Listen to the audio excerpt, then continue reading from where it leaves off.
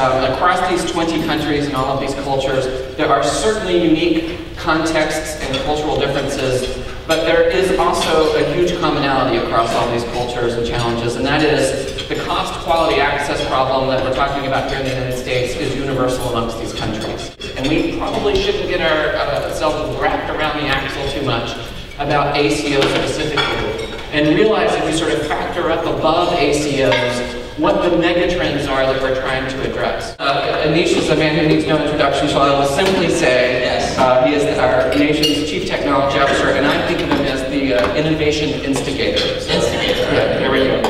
Thank you very much, Eric, and I just want to echo the thanks for being here so early in the morning. I feel like we had some degree of involvement in the nudging to get us here this early, but I want to tell you on a personal level, this is the session I've been most looking forward to. Not necessarily because it's so early in the morning, but because actually the thesis that I've been trying to present throughout this HIMSS has been that we believe today is the best time to be a healthcare innovator, period.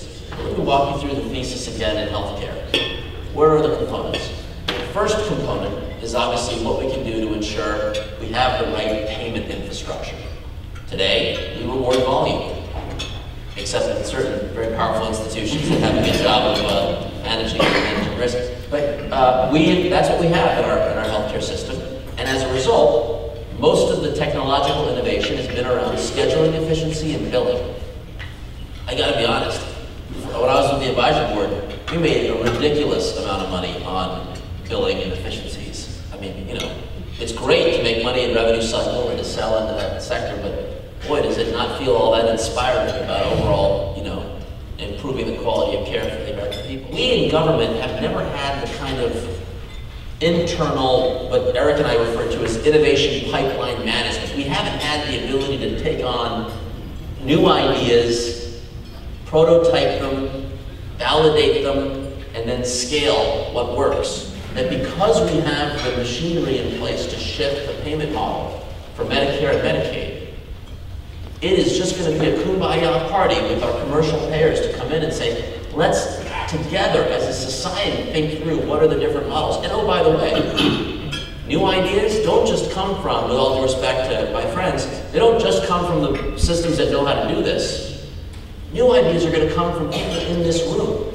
Your customer base, if you're a vendor in this room, a solo practitioner, a member of the academy, any of these folks are going to come up and say, hey, I would love to introduce this new flavor, this new twist, ACO version 2.0 or whatever. And you have the authority to come in to our innovation center and introduce your concept and ensure that it has the ability to be prototyped, validated, and if successful, can scale. Then we start to ask ourselves, what are all the apps in today's apps economy? What are all the apps one might want to build? And what's powerful about this new question is if our interoperability vision takes hold, there won't be one guru, god-like figure that will be the app engine for them all. There will be platforms where lots of app ideas will come forward. So we've got the infrastructure, the tools to shift payment, the tools to think more clearly about how information, repurposed and analyzed in new and creative ways, can be put to use. And we've got an engine that will support on the back end the programs and ideas that we're talking about here because we have the resources that are coming out of both the Affordable Care Act and the healthcare IT program under meaningful use. So we are all in. The chips are on the table, and we're very much committed to this new future. We think these tools and this infrastructure is in fact in place. We believe it to sustain, and we are very confident that it will be the basis upon which the innovations are going to take hold moving forward. We look forward to engaging in the conversation about testing what I just said and pushing back if you think so. But I want to hear what's possible and see what's working and what's not working. With that, please give it up to John Mattison for guidance. So, what are some of the core organizing principles that allow you to really leverage both an integrated care and integrated systems in support of that? First of all, there are a couple of organizing principles. The first is that the patient has to be at the center of every single decision. And if you're having discussions about how to organize around strategy, and you're not putting the patient dead center in that discussion, and this is a big opportunity to align people around that patient experience.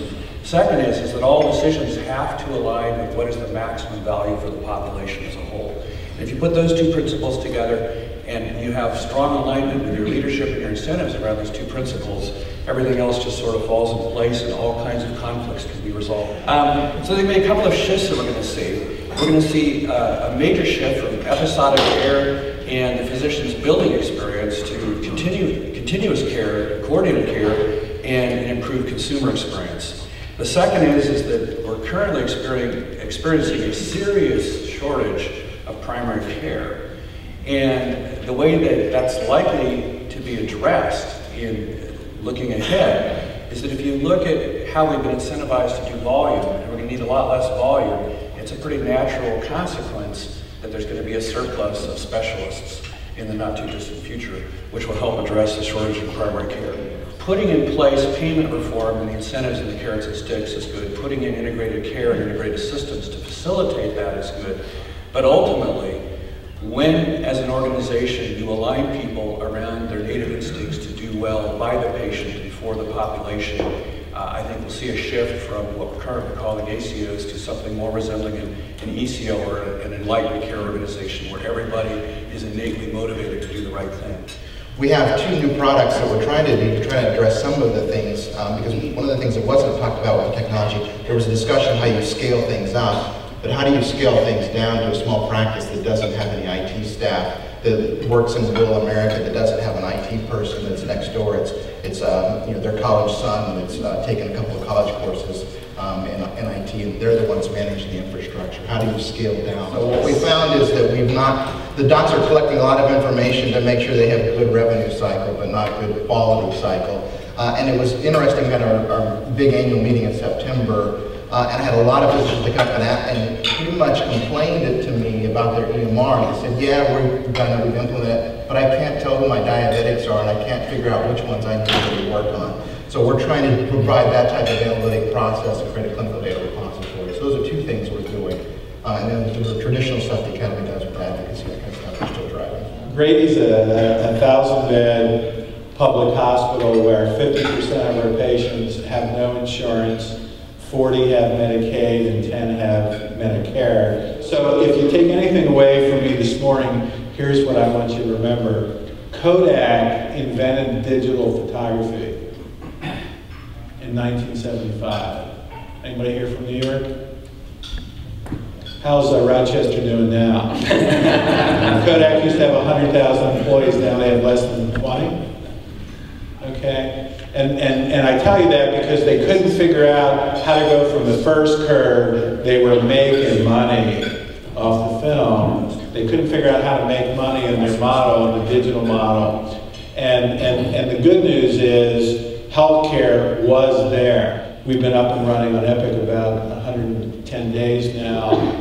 And to go from medical records this thick in the freestanding clinics to knowing who's coming tomorrow, what their diseases really are, while they're coming in, on the medicine reconciliation alone, we are finding 300 errors a day. I think the technology is where it needs to be today, but more importantly, we have the ability to generate new apps so fast and so user-friendly, whereas in the early 90s it took 5 years to write an app, now it takes 5 days. So those apps, your primary care physician will have a downloadable app that will communicate with you in very creative ways. I don't know what it looks like, but they're going to be designing it. If you go find, like hug a bear, hug a friend, go hug a smart primary care doctor today and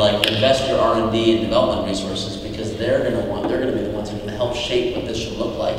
But these tools don't exist. Someone will build them, and those who will, I'm not quoting myself, I'm going to quote John Doerr from Kleiner Perkins, there is $1 billion new business to be born inventing those products and services with a capital B. This is a huge growth market, and there's no clear winner in that new market. It may be the existing EMR vendors, or it may be completely new startups that have the ability to mix and match pieces and parts.